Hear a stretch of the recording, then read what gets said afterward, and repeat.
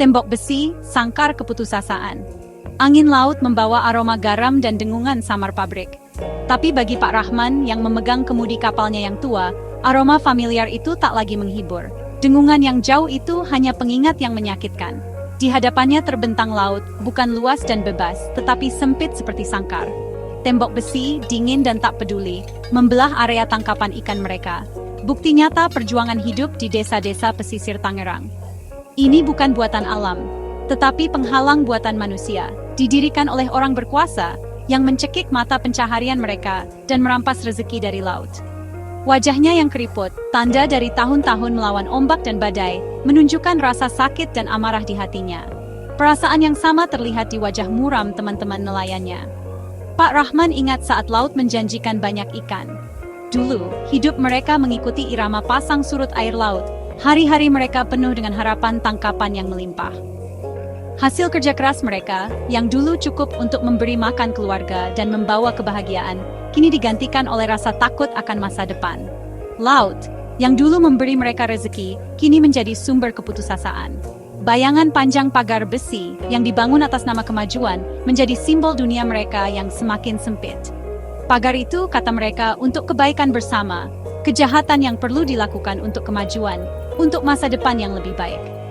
Tetapi bagi Pak Rahman dan teman-temannya, itu adalah simbol harapan mereka yang pudar, pengingat akan perjuangan mereka melawan kekuatan yang tak terkendali.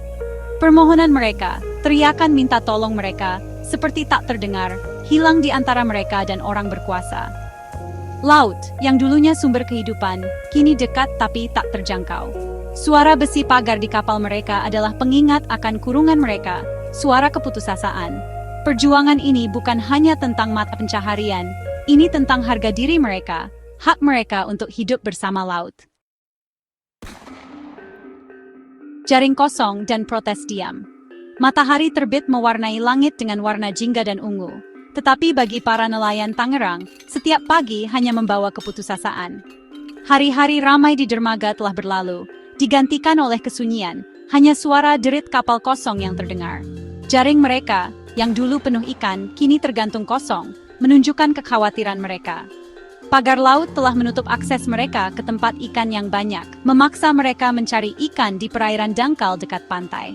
Komunitas mereka yang dulu ramai, yang hidupnya bergantung pada laut, kini terjebak dalam kenyataan pahit jaring kosong dan perut lapar.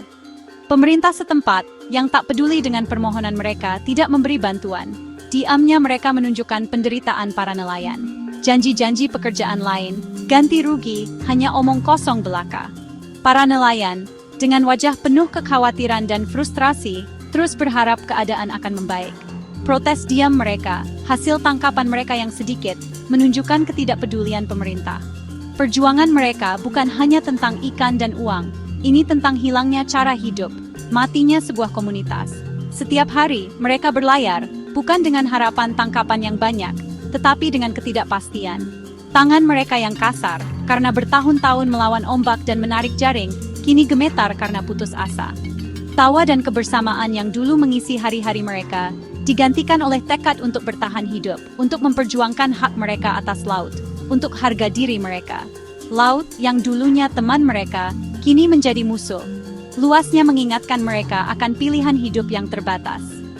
Pagar besi yang menghalangi mereka dan mata pencaharian mereka, lebih dari sekadar penghalang fisik. Itu mewakili sistem yang telah mengecewakan mereka, sistem yang lebih mementingkan keuntungan daripada manusia, pembangunan daripada harga diri. Namun, di tengah keputusasaan, masih ada perlawanan.